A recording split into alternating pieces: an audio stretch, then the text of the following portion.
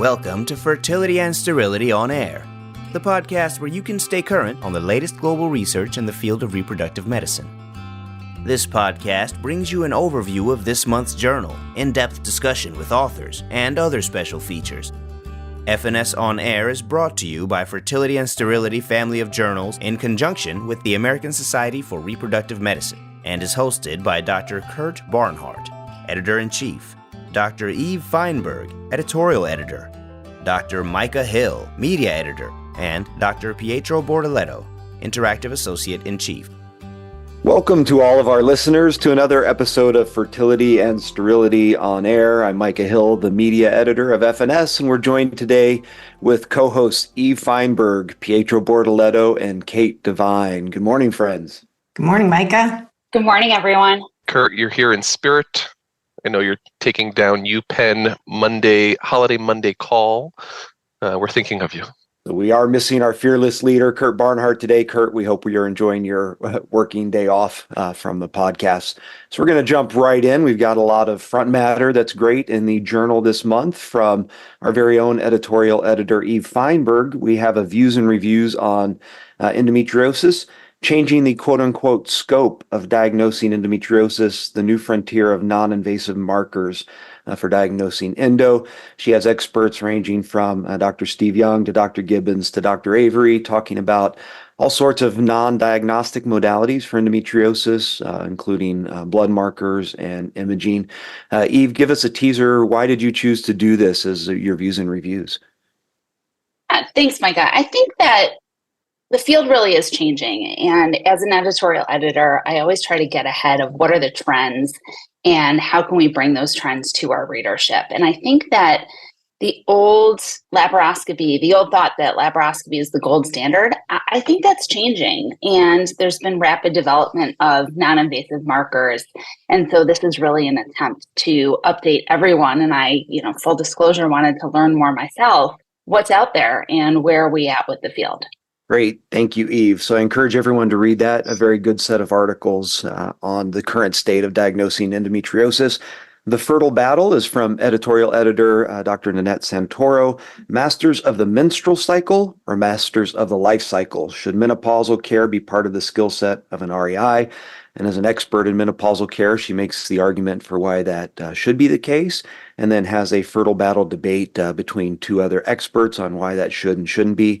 Honestly, as a program director, I found myself torn reading through it. I want our fellows and us as specialists to be experts in everything that's within our domain. But I also realize that even in a military practice where we're not incentivized to see IVF, we just don't get these patients referred to us all that often. And as we're talking about the future of what our specialty will look like, a very timely article looking at another aspect of that.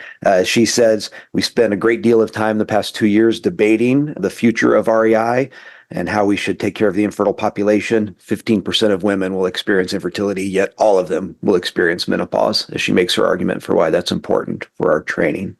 Pietro. I had this discussion with my fellows not too long ago when they were asking, why do we need to learn about menopause?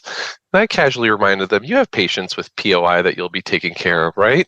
The goal is not to end the relationship by getting them pregnant. The goal is once they've completed their childbearing, talk to them about HRT, talk to them, come up with a game plan for taking care of them into their 40s and early 50s and manage symptoms. That's well within our purview. And I think we've lost a little bit of that, but I'm so glad that Nanette wrote this article, and I really love the title. Love a good catchy title. Yeah, I also think that we're masters of hormones. Like, we really understand estrogen. We really understand progesterone. I think we should be caring for these patients. I really do. I mean, maybe not a full menopausal practice, but I think that we're perfectly well suited to answer complicated questions on hormones. Absolutely. And you're right, Pietro. Nanette is the master of a catchy title. I do think that while we may be the best suited to take care of these patients, it also shouldn't be downplayed at all the extent to which generalist OBGYNs just need to be masterful at this as well. And I do think a lot of women in their menopausal years are underserved by their generalists. So we all have to kind of work together to make sure that we are offering the full body of treatment for these women. Well said all around. And the final piece from an editorial editor is from Madelon Van Vele on Stay away from authorship misconduct. It just continues in the line of articles we've had, especially coming from Kurt as our editor-in-chief, on making sure we have the utmost research integrity, and Eve being on the research committee with ASRM and all the efforts that are going on there to make sure that all of the material you read in FNS is up to the very highest of standards. So another good article in that direction.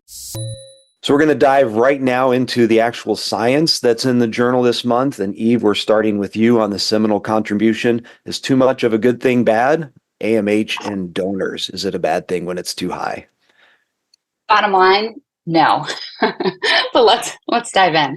This article is titled Optimal Anti-Malarian Hormone Levels in Oocyte Donors, and it's a national database analysis. And I'm glad that Kate is joining us today, because I'm going to ask you to jump in at some point. The first author here is Papri Sarkar, and senior author is Philip Romansky, and this was a study that was done out of Shady Grove. The objective of this study was to evaluate the relationship between high AMH levels in oocyte donors and then pregnancy outcomes among donor oocyte recipients. The reason this study was done is that some previous studies had suggested worse outcomes, such as lower usable embryo rates and lower live birth rates in cycles where more than 30 eggs were retrieved. So, given the predictive nature of high AMH with regard to the number of eggs retrieved, the study sought to examine the outcomes from donors who had an AMH greater than 5 compared to less than 5. And they chose 5 as a cutoff because it represents the 95th percentile for AMH. It was a retrospective cohort study using the Donor Egg USA database, and there were 3,871 donor recipient cycles from 954 donors, with roughly half of the donors having an AMH over 5. For each recipient, the first egg lot that was received and used to create an embryo and undergo a transfer was included.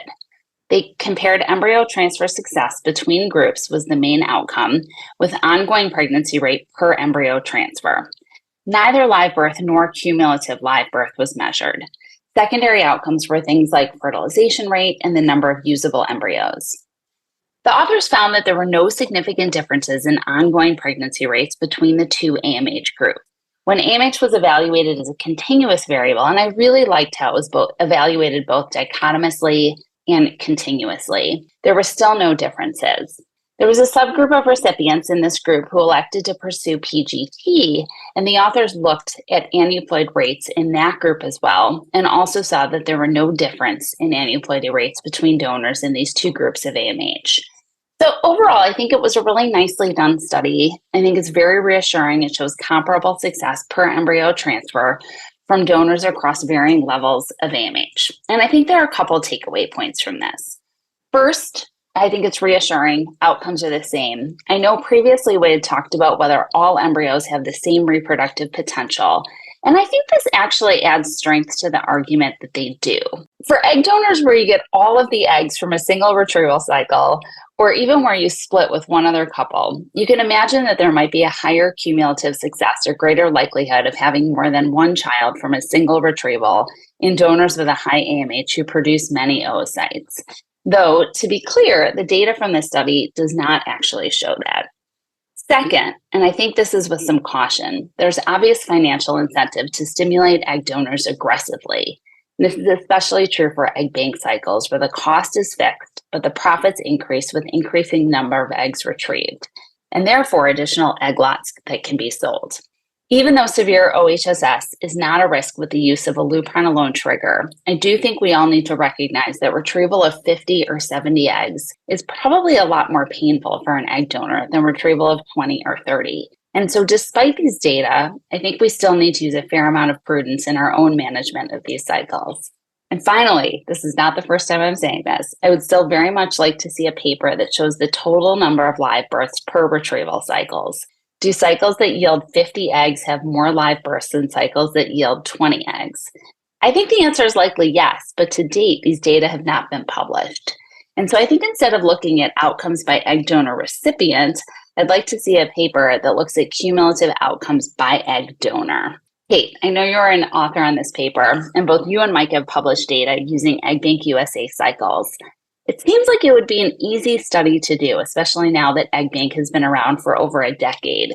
And there should be plenty of donors where the entire lots have been used and a comparison could be made.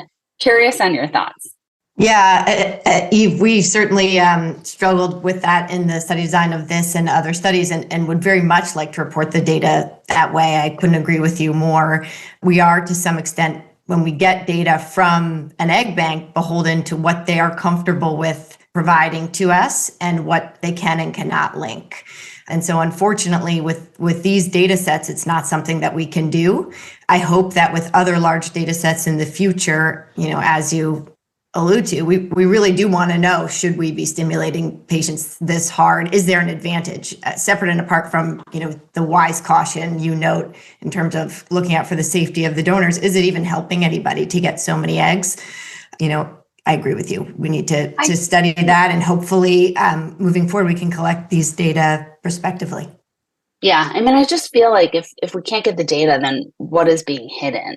Like, is there kind of a maximum number of live births that we're seeing per retrieval cycle? And if there is a maximum, then are we giving egg lots to couples that may have a lower likelihood of success? And actually, one of the things that I liked about this study, even though it only looked at one cycle, it was these donor lots were randomly allocated. And so I think that does lend some argument to the side of actually probably not. An embryo is an embryo from a donor egg cycle, and the reproductive potential is the same. And therefore, you can potentially extrapolate that if you have more eggs, you may have more live births. And there's not a maximum, but show me the data. Yes, and the variance in the data might, to some extent, allude to that too, right? If some of the recipients are getting 45 to 50 of a 50 egg lot versus 1 to 5 of a 15 egg lot. But the outcomes are pretty consistent in this data set. So I think that is overall reassuring, but you're right, not the perfect study design to answer that question. Shout out to senior author Philip Romanski mentoring a young REI trainee in a great project published in FNS. Yeah, I thought it was a really nicely done study. So kudos to the study group. Excellent. So now we're moving on to the andrology section of the journal. Kate, one of the topics we've talked a lot about over the last couple of years has been how to interrogate the DNA integrity of sperm and looking at DFI and other things. And this is talking about a new method or a different method to potentially do that. Tell us about that. Absolutely. And I, for sure, DNA fragmentation index and just generally the conversations around sperm DNA integrity have been a hot topic in recent years. And I think kind of an undulating topic over time in terms of whether folks think that it's a useful parameter or not. So I think at the end of this study, unfortunately, still an unanswered question, but does raise a somewhat novel technique for evaluating it. So this article is entitled Mean Number of DNA Breakpoints, Illuminating Sperm DNA Integrity and IVF Outcomes, and it's by Wenjing Zhou et al., and it's a retrospective cohort study. It evaluated the relationship of semen analysis parameters with both sperm DNA fragmentation index as assessed by SCSA, which is pretty much what we most commonly see reported in the literature. And then it also assesses semen analysis parameters with this more recent entrant into the diagnostic armamentarium for sperm DNA integrity. And so this, modality is called mean number of DNA breakpoints, or MDB. And so this latter diagnostic modality was first reported by Yan et al. In 2022. So truly is, kind of brand spanking new and not a lot of clinical data out there. And so I think the novelty of this study is really, what makes it a worthwhile read. And so the authors that developed and first published on this study proposed it as potentially more direct, accurate, and clinically significant as an indicator for evaluating sperm DNA integrity. So this current study endeavored to see whether those initial authors' claims were true. And in the current study, the authors looked at 93 men whose partners underwent IVF or ICSI, and I think that part's important. It was IVF or ICSI, and we don't know how many of which one or who underwent which one. Secondarily, the authors of the study wanted to correlate these parameters, both sperm DFI and mean DNA breakpoints, with clinical IVF outcomes. And the clinical IVF outcomes they looked at were fertilization rate, quote, high quality embryo rate, and it's notable that this is cleavage stage embryos, pregnancy rate, clinical pregnancy rate, and implantation rate. And so what were the findings? In their unadjusted primary analyses, which again, these were to associate DFI and MDB with semen analysis parameters, the only significant associations found were that of elevated DFI and elevated MDB with reduced progressive sperm motility. Then they also found that elevated DFI was associated with reduced sperm concentration. They then went on to conduct an adjusted analysis and adjusted for age and semen concentration, and found that there were also associations between both markers and asthenospermia. The authors used an ROC curve analysis where they used the sensitivity of MDB to detect reduced progressive motility. So whether that's the sensitivity and specificity that we're really care most about is an important question, I think. But the threshold that they found was 0.37, and they used that threshold to signify DNA impairment in MDB. So if there was an MDB greater than 0.37, the DNA was impaired. And then what they found was that for clinical outcomes, this threshold, so any man who had an impairment of greater than that threshold did have a risk or had an association with lower rate of high quality cleavage stage embryos.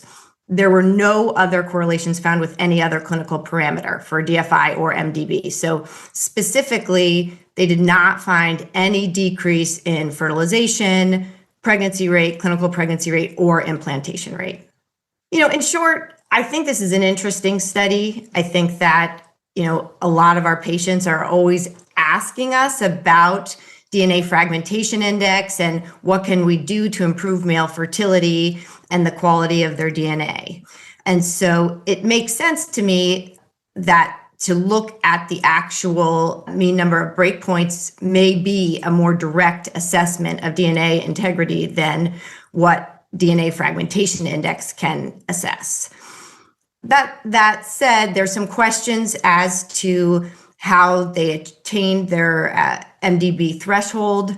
Also, the patients had heterogeneous treatment algorithms, including IVF and ICSI, and there were variable numbers of cleavage stage embryos transferred. So probably not the most representative of contemporary US practice, but this was the practice of the authors and the clinical outcomes that they had to assess.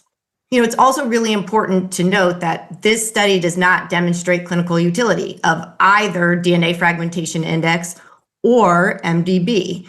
Really, what it shows is an association with a much more easily obtained semen analysis parameter, which is progressive motility. So it's a little bit circular in its argument because we already do a semen analysis and we already can see if a man has decreased progressive motility. So it's a little bit unclear what's being added here. And especially since the most important clinical parameters they assess were not different between groups. And so even though, DFI has been included in the most recent WHO manual, in my opinion, it really remains to be seen whether any test of sperm DNA fragmentation is additive to the infertility evaluation, particularly in the absence of validated interventions. So, I turn this over to the group to say, how are you using DFI in your practice? And of course, if MDB is easy to do and better than DFI somehow, we're going to switch. But I think the question remains whether sperm DNA integrity is important at all, and really, how should we be using it? Kate, I think the elephant in the room of this study is that they looked at cleavage stage embryos. If you're trying to sort out what the male contribution is to embryo development, you really want to look at a blastulation rate. You want to look at a high quality blastocyst. I think they really missed the mark on being able to answer that question for us. And they maybe would have arrived at something a little bit more interesting and useful. Maybe not. But when you stop at day 3 embryo transfer is kind of your endpoint. you kind of lose me on the generalizability and what this study means for my practice. Eve, what do you think? I see you shaking your head. Are you with me on that one? I know we've disagreed on DNA fragmentation in the past. No, I mean, 1,000%. I mean, if we think about when that embryonic genome becomes activated, that's really where you see the progression to blastocyst stage. So to use DNA fragmentation and then stop at cleavage stage, to me, made no sense. And you could argue, give the authors the benefit of the doubt and say, well, they did look at pregnancy rates. And so clearly those that achieved pregnancy achieved blastulation. But I think it's just a much more indirect marker because you're then factoring in endometrial and maternal factors into the equation. And so it's not as pristine as looking at blast conversion rates. And so I with you 1,000% on this one. I think the bottom line is we just don't know and we're struggling to figure it out. To me, this felt a little bit like a fishing expedition of let's do some regression analyses. Let's see which parameters are associated with what, and then let's develop some sort of a cut point. It wasn't established a priori that this is what we're going to look at and this is how we're going to define it. At least that was my read on the article. Right. Yeah, I agree on the cleavage stage piece. And at the end of the day, yes, it should fall out in clinical pregnancy, but you need a much more well-defined patient population and a larger sample size if you expect to see that from something like DFI or MDB. I think you all hit wonderfully on the clinical take-home points and all the same thoughts I had. From an actual study standpoint, I was just disappointed that they didn't actually statistically compare the two tests. If they conclude that this new test is superior, there are ways to compare sensitivities of tests, ROCs of tests. They don't actually do that. They just give the numbers, and where it's better for the MDB, they say it's better. Where it's better in the opposite direction. How much better? They don't say it was better or that it was worse. So the authors kind of show us their bias. They wanted this test to be better, which we all have biases when we write. But I was just disappointed that they didn't go the step further and actually interrogate the tests as tests themselves compared to each other. I thought that would have been at least able to say that there's a superior association. I don't even know I was convinced of that. Although, as Kate said, it makes sense that might be the case. And come on, from a methods perspective, you gotta break out insemination and ICSI cycles, or just focus on one kind of fertilization technique. It's particularly when you're talking about a male factor study, that feels like low-hanging fruit. Maybe for their next iteration of it. Yeah, well, stay tuned. Great. But as Kate said, I think at the start, this is novel. And so I think that's why it's important. And we may be seeing this. But if a vendor is showing up at your door tomorrow with this test, maybe ask some more questions before you start offering it to patients. All right, we're jumping into a trio of articles. If there's a theme this month, it's on BMI. So we're going into the excellent hands of Pietro and Eve to talk us through these next three articles. I'll turn it over to you. Thanks, Micah. We're going to move away from sperm for a second and come back to our sweet spot, frozen embryos and the uterus. I have a great study by my co-resident friend, Dr. Jennifer Backenson, Eve's former fellow who's now graduated, and senior author Dr. Christina Boots from Northwestern, entitled Frozen Embryo Transfer Outcomes Decline with Increasing Female BMI, with female but not male factor infertility, an analysis of 56,000 euploid blast transfers. So I think we've said this stat before, but it's worth saying out loud again. 40% of reproductive age women in the United States are obese. And this number doesn't seem to be getting any smaller. Every time the CDC publishes data, that trend line just keeps going up. In addition to all the negative health impacts of obesity, like metabolic and the cardiovascular risk, there also seems to be a negative impact on fertility. Some of it, of course, is from anovulation, but some of it's also longer time to conception, even among obese women with regular menstrual cycles. So there's something else going on here. Unfortunately, ART doesn't really close this gap. The 2016 SART study of 250,000 fresh IVF cycles noted higher rates of miscarriage, lower live birth rates in women at the highest BMI categories. And this has since been corroborated by two other meta-analyses on the topic. But what about frozen embryo transfer cycles? Here the data is a lot more conflicted, as lots of old data includes slow freeze embryos, day 3 embryo transfers, without good controls for underlying infertility diagnosis such as PCOS, which is just so prevalent in increasing BMIs. So what the authors of this study did was to look at the association of BMI with pregnancy outcomes among a large national cohort of patients undergoing euploid frozen embryo transfers, a more modern practice pattern. They looked at SART course data from 2016 to 2019 and categorized women into the WHO BMI categories. with normal BMI women serving as a reference group. Their outcomes included clinical pregnancy, pregnancy loss, and live birth rate. They did a nice multivariable logistic regression, which was used to assess the association between BMI and each outcome, first as a categorical variable, then as a continuous variable. And just like Eve's study on AMH, I really like this. This is smart. The 5-point BMI increments can really mask some of the effect, so it's nice when you see the AMH and BMI being looked at continuously as well. They adjusted for the things you wanted to adjust for: age, race, ethnicity, prior pregnancy loss, smoking status, and of course indication for the PGT, whether it was A, M, or SR. And they finally performed 2 subgroup analyses. They looked at PCOS as the only infertility diagnosis and those cycles only with a male factor. In total, they had 56,000 cycles available, of which 56% were normal BMI, 24% were overweight, and then only 2% had class 3 obesity. Unfortunately, the class 4 obesity group was 0.15% of the data set. And this is probably just due to a limited number of centers caring for these patients with high BMI in the outpatient setting. I know personally only a handful of academic centers caring for patients with a BMI above 50. The mean age of the cohort was 35. 67% of them were white. And as you got heavier, the proportion of patients with a PCOS diagnosis increased from 11% in the low BMI group to as high as 35% in the BMI over 50 group. So what did they find? The clinical pregnancy rates were significantly lower among patients with obesity. There was a progressive decrease in the odds of clinical pregnancy with increasing BMI. When BMI was analyzed as a continuous variable, the odds of clinical pregnancy decreased by 2% with every 1 unit increase in BMI. That's a great counseling stat. I like a number that I can put in my back pocket and tell patients, BMI point for you is 8 pounds. If you lost 2 or 3 of those points, I can probably increase your odds of clinical pregnancy with a single euploid embryo transfer by a little bit. That's meaningful. I like that number. So 2% increase is the number.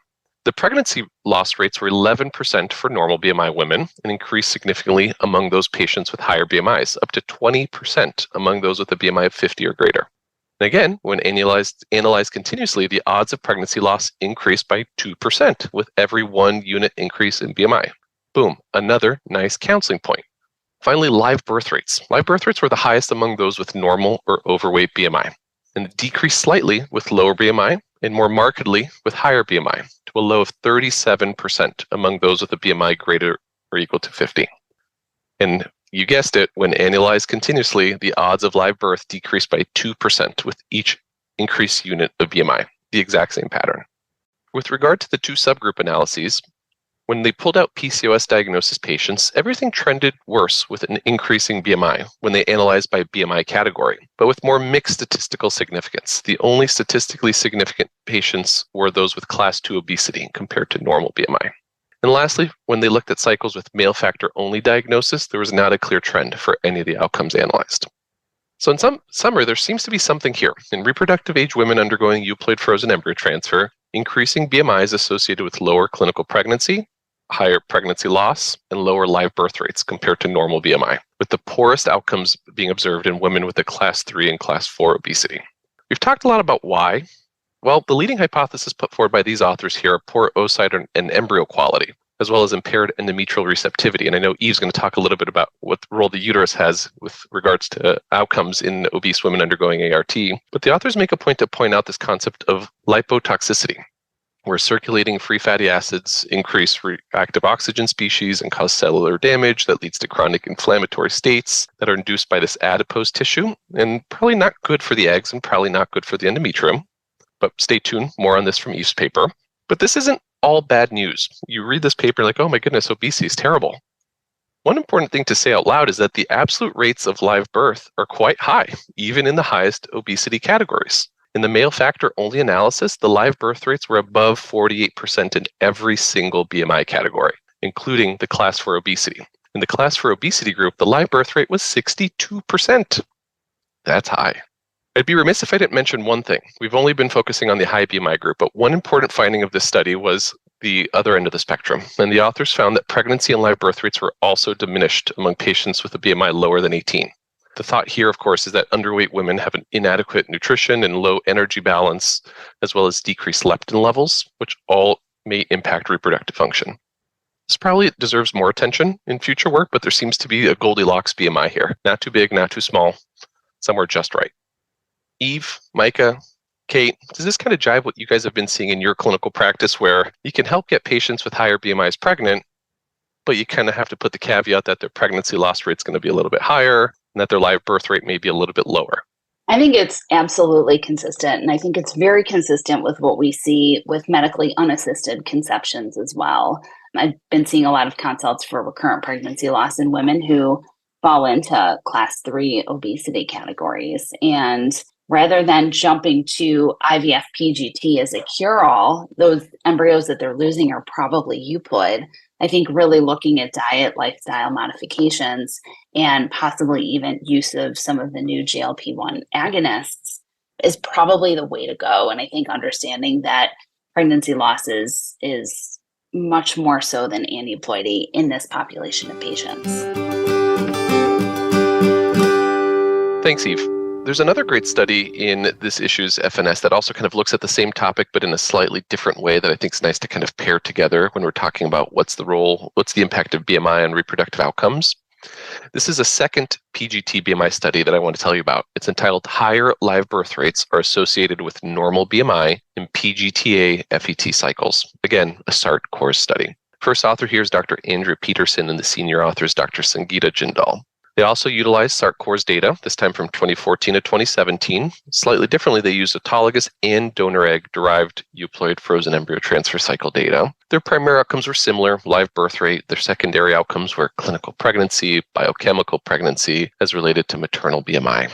Their methods were a little bit different. They used some slightly different regression analyses. Here they used a generalized additive mixed models methodology to estimate nonlinear relationships between BMI and their outcomes, adjusting for all the things you would want adjusted for. And then they also fit a log binomial generalized estimating equation to numerically quantify that relationship and compute relative ratios, which for the purpose of this study can be interpreted as the relative difference in probability of pregnancy or live birth for each BMI group compared to their reference group, which was the BMI of 23 to 25. Unfortunately, for us, when comparing one study to the other, they use slightly different BMI thresholds. They use BMI thresholds of differing sizes, BMI 18.5 to 20, 20 to 23, 23 to 25, and so on. And they did this to balance the number of patients in each group, and in their words, to provide a more granular estimate of the effect of BMI. Not a bad idea, a nuanced statistical choice, but important when you're kind of comparing one study to the other. Let me tell you what they found. And spoiler alert, not that different from the last study. So in total, they had 77,000 PGT-A cycles from 55,000 patients, similar age, 36. BMI was mostly in the normal range. Most women were multi-gravid, and only 40% of women here were white. 3/4 of the patients undergoing IVF were undergoing IVF for a female factor diagnosis. One thing off the bat, and I'm so glad Kate and Mike are here, 16% of these cycles were double euploid embryo transfer cycles. I see Kate shaking her head. I see Eve shaking her head, and Mike is shaking his head too. I'm going to take a moment and do a new segment on the podcast SART called SART Would Like to Remind Everyone. And today, SART would like to remind everyone that elective single embryo transfer is the national goal, particularly with euploid embryo transfers. Can I get an amen, Kate? Amen, Pietro. I digress. Let's get back to the science. So when they first looked at the shape of the relationship between BMI and live birth rate, they noted it was an inverted U.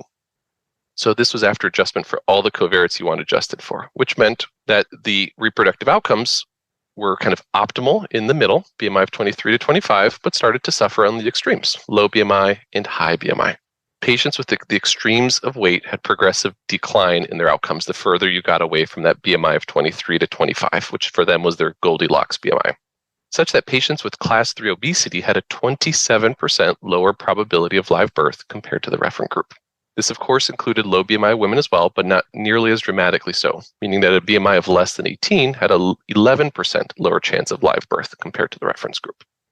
So for this issue of FNS, we have two studies that kind of tell us similar things with slightly different methods.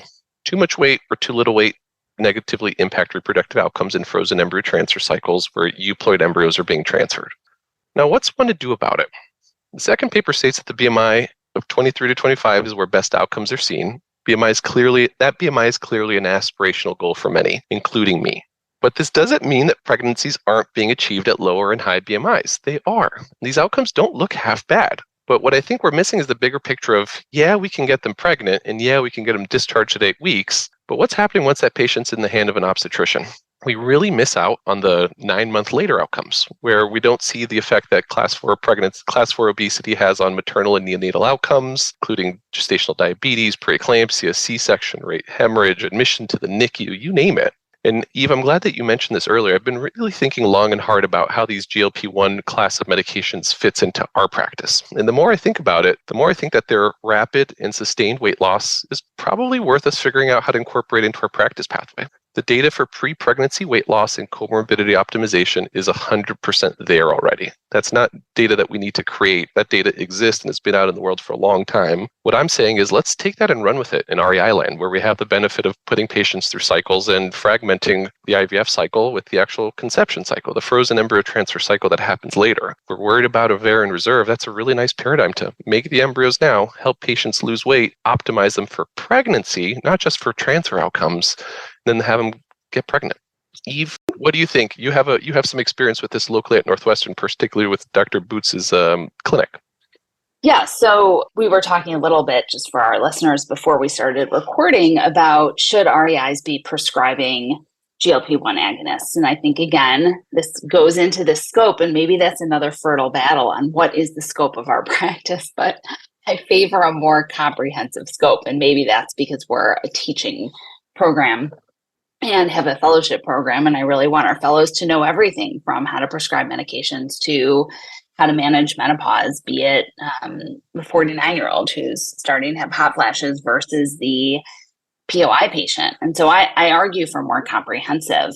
We do have a PCOS clinic in our practice that is run by Christina Boots, and our fellows are starting to take on some of those patients more independently as well. And part of that wheelhouse is weight optimization with the use of GLP-1 agonists. And so we've had this debate in our practice, or this discussion in our practice, on should we be managing weight loss prior to conception attempts? And I think probably yes.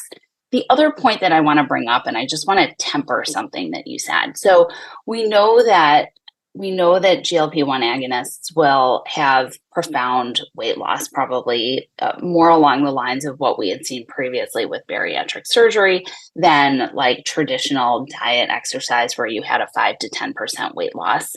And there's a fabulous paper that came out in the New England Journal about a year and a half ago looking at like all of the outcomes from these medications showing like great efficacy in a general population.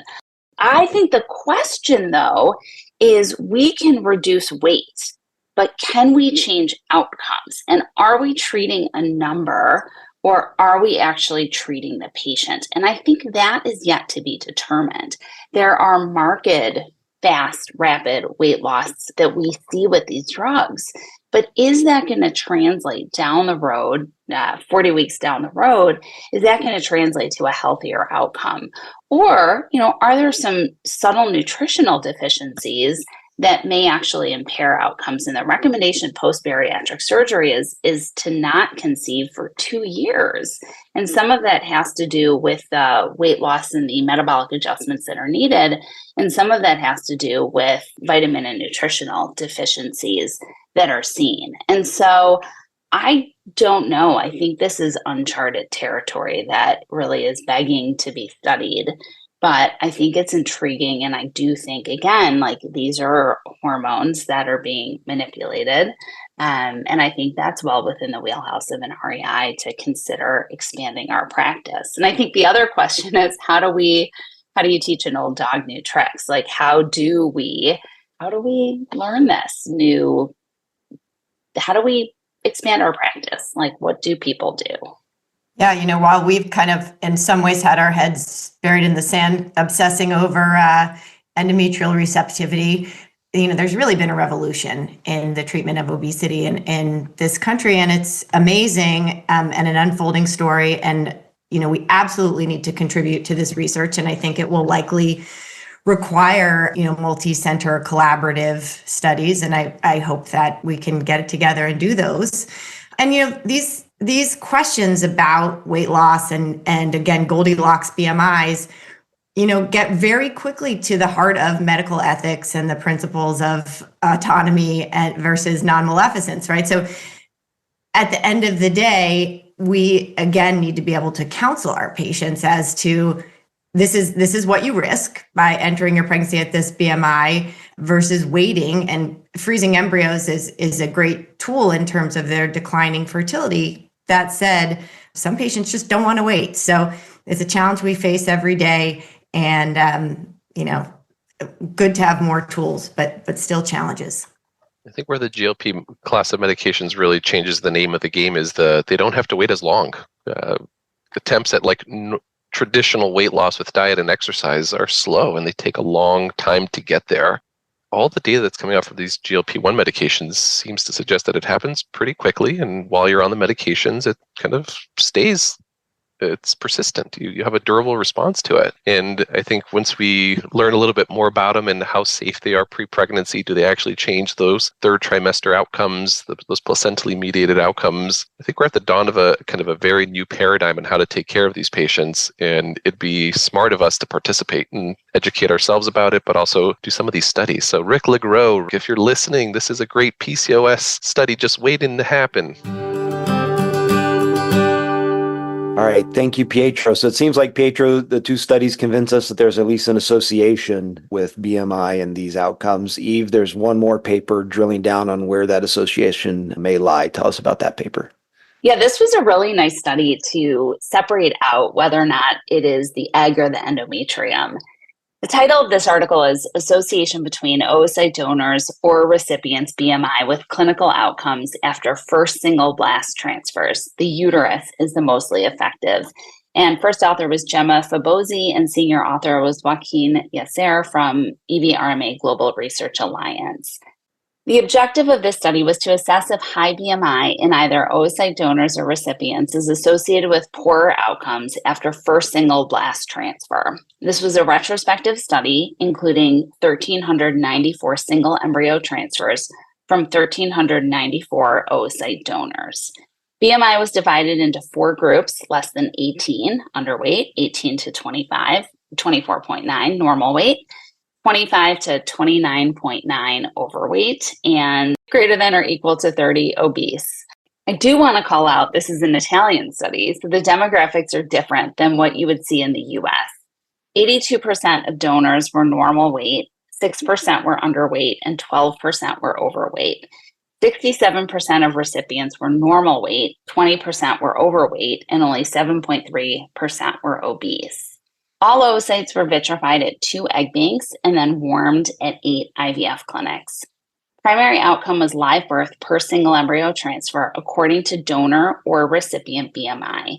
Secondary outcome was miscarriage rate per clinical pregnancy. They utilized a generalized additive model to create a graphical representation between predicted miscarriage and live birth rates and donors and recipients' BMI. These data are really beautifully presented and are really the crux of the results. And I encourage you to look at the supplemental figures when you read the paper. Both live birth rate and miscarriage rate as a function of donor and recipient BMI are graphically shown with different shading to show these probabilities. Let me see if I can parcel this down. Here is what they found.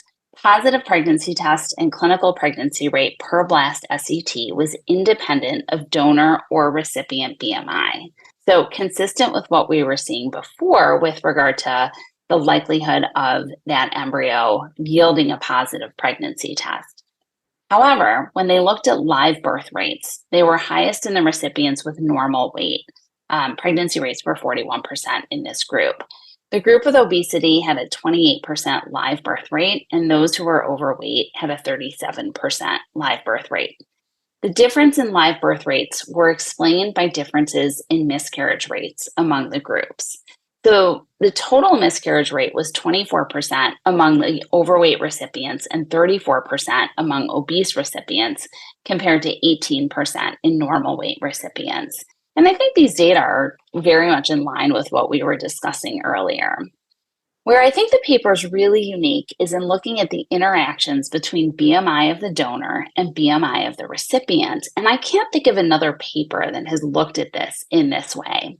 So obese recipients did poorly and had high miscarriage rates, about 33 to 35%, with both normal weight and overweight donors. But I think the most interesting finding here is that overweight recipients had a miscarriage rate of 21% with a normal weight donor, but a miscarriage rate 10 points higher, 11 points higher, 32% with an overweight donor. So looking at the overweight recipients, when you match those overweight recipients with an overweight egg donor, you saw an increase in miscarriage rate. However, I do want to add some words of caution because the overall numbers of obese patients and overweight egg donors was quite low. When the data are broken down, many of these groups contain very small numbers, and I think it should be replicated in the US. The authors conclude that we need to pay attention to both the metabolic environment of the recipient and the egg donor, and that the effect of obesity is likely more relevant on the endometrium, an environment into which we place the embryo or oocyte, but we should not ignore the BMI of the oocyte donor. We may also want to consider donor BMI for overweight patients and perhaps counsel to consider a more normal weight BMI in this situation. So I know it's a lot to unpack and a lot of numbers. I tried to simplify it without getting overly simple, but I do think it's intriguing and admittedly something that I've not previously considered when counseling patients on the use of egg donors. Kate, Micah, Pietro, thoughts on this? Man, it's already so hard to find an egg donor. Now we're going to be limiting egg donors to normal BMI. Come on. One study tells me you can do it. One study you can do a high AMH, and that's fine. That was great. That expanded the pool, and now you're going to limit the BMI category for me. Maybe we're going to put all the donors on Ozempic. You said it, not me. I think that was an excellent summary of this rather complex article, Eve. And I think the small subgroups is relevant. We have to be careful about drawing really hard conclusions based on these data. It's nice to have data that are consistent and reassuring that miscarriage rates are higher with higher BMIs. We just keep seeing it over and over and over again. And it's a great counseling tool to have these data. And I think it is hypothesis generating with regards to this interaction that they very creatively assess here. Yeah, I mean, the other thing that is glaringly missing from a lot of these studies is what is the impact of the partner's BMI on all of this? And maybe, you could also extrapolate that many times couples have somewhat similar BMIs due to similar diets and lifestyle habits. But I would love to see this looking at a study on donors looking at source, partner BMI at the time of sperm collection. Egg donation programs are such a great opportunity for some really interesting methodology in answering some of these questions, just like really clever ways. I'm a huge fan of the paired sibling oocyte studies. Those are some of my favorite. Those I feel like you can really drill down on stuff. But kudos to the authors for putting it together. And Eve is exactly right. Look at the supplementary figures. They're gorgeous. The heat maps are great to kind of tell the story. Yeah, I love a good heat map. Shout out to Blake Evans, one of our media editors for the sister journal, who also loves heat maps and always likes a shout out. So a great series of articles on BMI and association. I think what we're all waiting for is treatment. Can we treat these patients in a way that will actually affect positively their fertility and their obstetric outcomes? And more on that hopefully coming.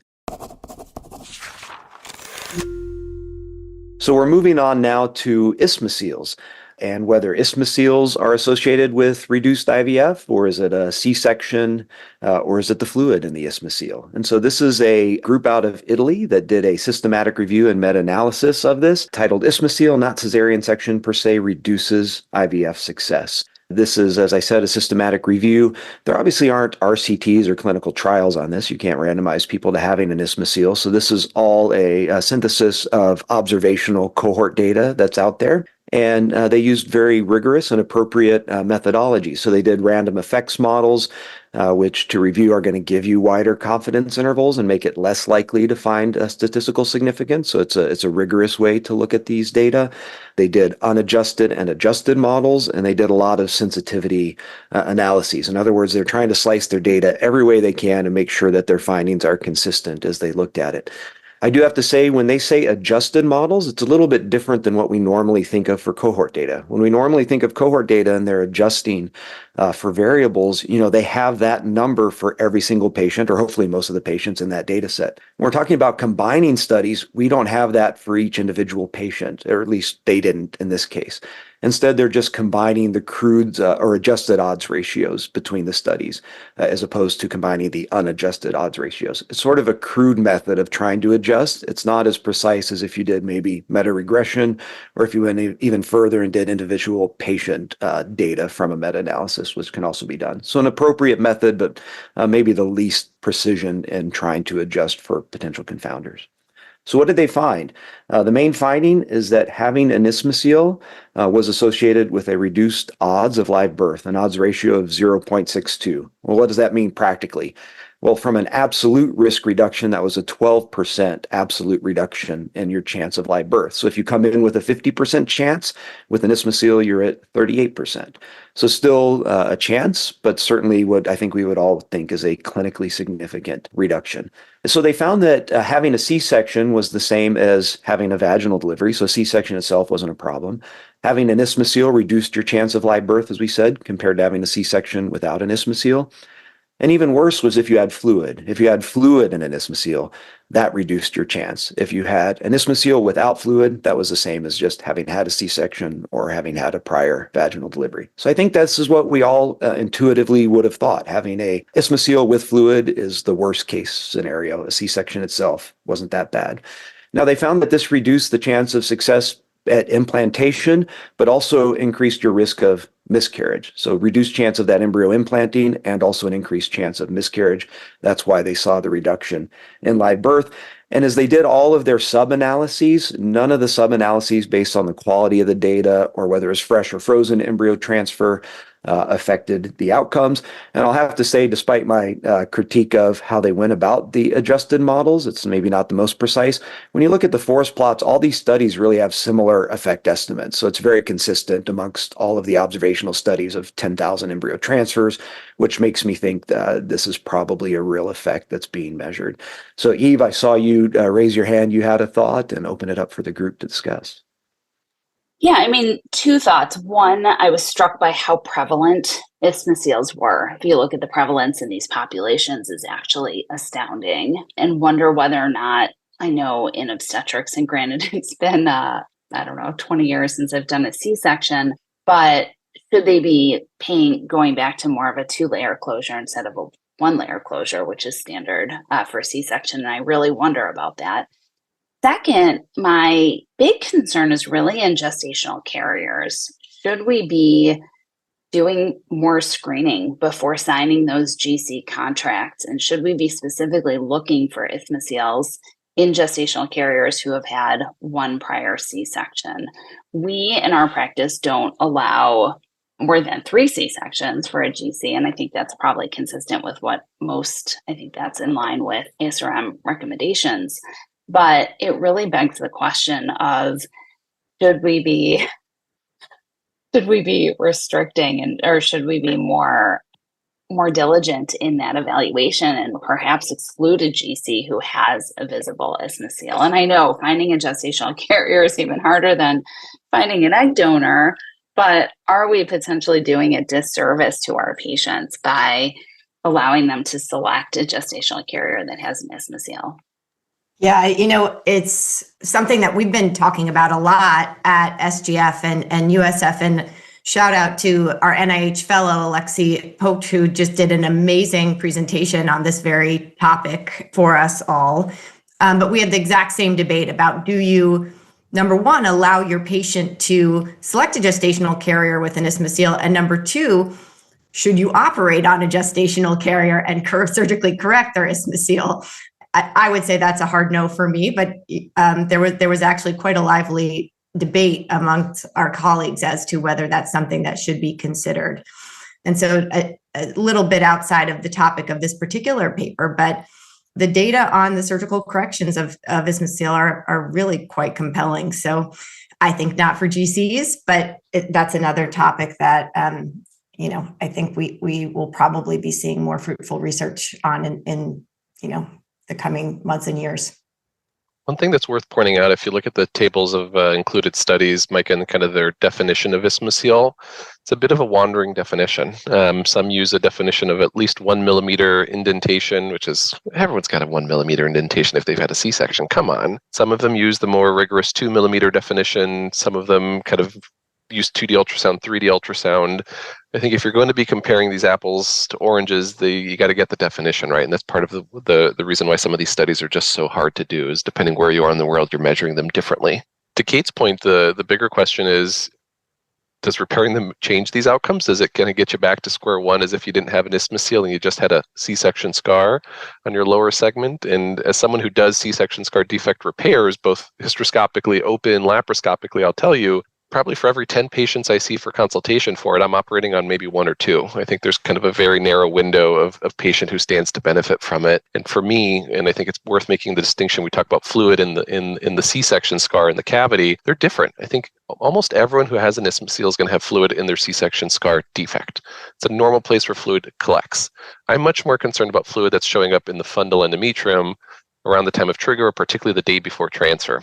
So my paradigm for these patients is, you're going to see fluid during the cycle, that's fine. Trigger them for their natural cycle. Bring them back the day before you thaw the embryo. And if you still see fluid in the fundal lining, it's probably a cycle that's worth canceling and having a discussion about the utility of a C-section scar defect.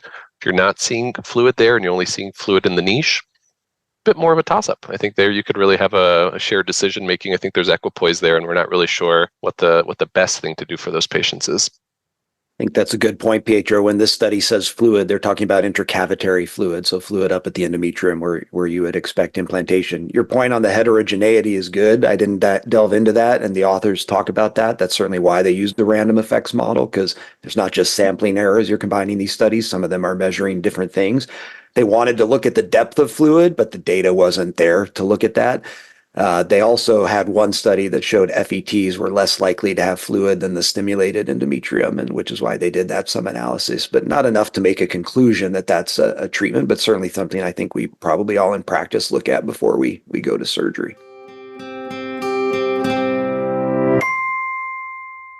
All right. Excellent article on a very challenging subset of patients for us with the isthmocele. Kate, we have one more paper that's very cool, looking at the quantification of reproductive hormones, the variability of that. Tell us about that. Yeah, I think this is something that, the nerds and all of us kind of wonder about all the time. Like, does it matter what time of day we measure hormones and whether our patients have eaten? And the data are shockingly sparse. So I was really impressed and grateful to these authors, to Dr. Ali Ibarra et al., who did this analysis that was entitled Quantifying the Variability in the Assessment of Reproductive Hormone Levels. So the study endeavored to answer the clinically and I think physiologically interesting question as to what extent the hormones FSH, LH, and estradiol in women and testosterone in men vary over the course of the day, as well as following administration of nutrients. So they look both at the intravenous and oral administration of nutrients. So really quite a deep study with lots of great data. So there were 266 subjects, specifically 164 men and 102 women, and the subjects were derived from the placebo groups of 13 prior research studies conducted over approximately a decade in a single laboratory. The authors were really quite rigorous in their methods and provided a clear description of the quality control practices of this laboratory, of the assays used and their standards. And so the rich data that were analyzed in the study comprised 8 tables and 6 figures. So another good one for supplementary tables for when you go and take a look at this one. So the patient population represented a wide range of ages and reproductive stages. So for women, there were reproductive age and menopausal women. Further, both ovulatory and anovulatory women with anovulatory disorders of various etiologies were represented. And there were both women and men with hypoactive sexual desire disorder represented. So quite a clinically diverse data set as well. So the main findings were, I would say, generally not terribly surprising, that kind of as we might expect, LH was the most variable of the hormones assessed and varied by 18% over the day, whereas FSH varied the least. Estradiol and testosterone also dropped during the day, And I found it interesting that testosterone dropped significantly after a meal, and more so after a mixed meal. So that was defined as a meal containing fat and protein in addition to carbohydrate. Then, when the subject was allowed to just eat what they wanted, they call that ad libitum feeding, or if they received an oral or IV glucose load. The authors did a coefficient of determination analysis to determine the number of daily samples that would be needed in this population for each hormone to reflect the mean value for this day. And so what they found was that in women, 2 values were needed to achieve an R square over 0.9, which is the standard that they were aiming for both FSH and LH, whereas only 1 value was needed for estradiol. And for men, 3 values were needed for LH, whereas only 1 was needed for FSH and 2 for testosterone. So the analysis was strengthened in that they used bootstrapping to evaluate the confidence interval. So really a rigorous paper. So in conclusion, I don't know that this is a paper that we're going to use clinically by actually taking 3 values of LH for men when we're trying to assess their reproductive status. That said, there are some clinical pearls in here. One thing that we often tell our patients is strengthened, which is to check for their LH surge in the morning. That's when it's going to be the highest. So that's basically confirmed by this analysis. One thing that I think many of us don't do is think about having men do a testosterone fasting. So at the end of the day, I think a lot of us are telling our male patients that they should come in the morning for a testosterone level if we're worried about assessing hypogonadism, but not necessarily fasting. And they actually saw quite a statistically significant decrease after that mixed meal in this population, which runs the risk of overdiagnosing hypogonadism if we're having men come in non-fasted. And we talked about last month or a couple months ago, there's a sort of an epidemic of overtreatment of low T in this country. So we certainly don't want to contribute to that by collecting the data improperly. So I personally am grateful to these authors. I think while the clinical applications might be somewhat narrow, I think a lot of us will, and certainly researchers in the endocrine sphere in general, can derive a lot of value going back to these data to look at what are appropriate normal ranges throughout the day and what's the variability. So interested to hear what you guys thought. What did you think, Eve and Pietro and Micah? I found it really, I loved the paper, and I agree that it appealed to my inner nerd. Your point about fasted testosterone is excellent, and not something that it's going to be a new skill that I have picked up, a new nugget. But I was thinking about it more in terms of LH surge assessing post-Lupron trigger. There are oftentimes we have these very confusing pictures where we have an LH that's low, why we look at progesterone, but I think this lends some understanding as to how pulsatile LH really is. And when we see those lower LHs post LH surge in the setting of a high progesterone, I think it also lends some credence to the fact of move forward, see what you get, and rest assured LH really is that pulsatile and that volatile in terms of the differences that are seen, more so than any other hormone that they evaluated. Eve, it's interesting you mentioned that. I always chalked it up to, I saw a similar pattern at Cornell and have seen it at Boston IVF where some LHs are discordant with the progesterones. And I always chalked it up that these patients are sometimes triggering as early as 7 p.m., but as late as 2 a.m. And they're all coming in at 6 a.m. anyway for their blood draw the next morning. And of course, the LHs are going to be a little bit different compared to triggering later and triggering earlier. But it's interesting that you kind of made the connection between just the time of day where we're checking LHs. So fasting testosterone, is that what we're all recommending now? I think so, but back to LH, one thing, and we have done this in our practice a few times, where the story is really confusing as to whether or not they're going to be successful with their Lupron trigger. We've actually brought them back in a few hours later for a second LH level and have seen marked variation. It's not something I do regularly. We're talking once or twice in a career for some of these really complex medical patients who really just can't have HCG, and just food for thought. But I think as we're going down this interesting discussion, I think this paper is in cycling, like these are in cycling women, correct? So there's going to be a lot more LH pulsatility than what we see in someone who's downregulated with a GnRH analog and then being triggered, where it's primarily medicine that's causing it. And so I do think you're right, Pedro. That's probably more time dependent upon when the medicine was given and how the ovary is responding than it is the pulsatility that's coming that we see from this study under unmedicated or unstimulated cycles. Is that accurate, Kate, from this paper?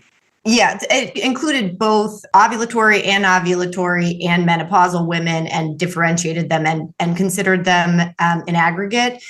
That said, yes, they were not in any kind of an artificial stimulation syndrome. That said, I think the point is well taken that we should all maintain an extremely high threshold to be re-triggering patients, especially if they've had a reasonable delta in their serum progesterone concentration. One thing I wish this paper had, and I mean, it's such a good paper that you can only wish for so many things, but is a look at serum progesterone concentrations and that variability. It's such a hard assay. And, we spend so much time thinking about it. I do anyway. And then, of course, AMH would be a nice thing to see too. But, again, can only wish for so much and grateful to these authors. This is classic science for science's sake. It's just cool to have this data. Absolutely. Great. Fantastic discussion today. As always, we are just highlighting some of the articles. There are some interesting letters to the editor. If you like reading those, there's some very good other original science, some outstanding video articles this month. Eve, Pietro, and Kate, as always, it's wonderful talking with you, and we look forward to meeting again next month. Bye, Micah. Bye, everyone. Bye, everybody.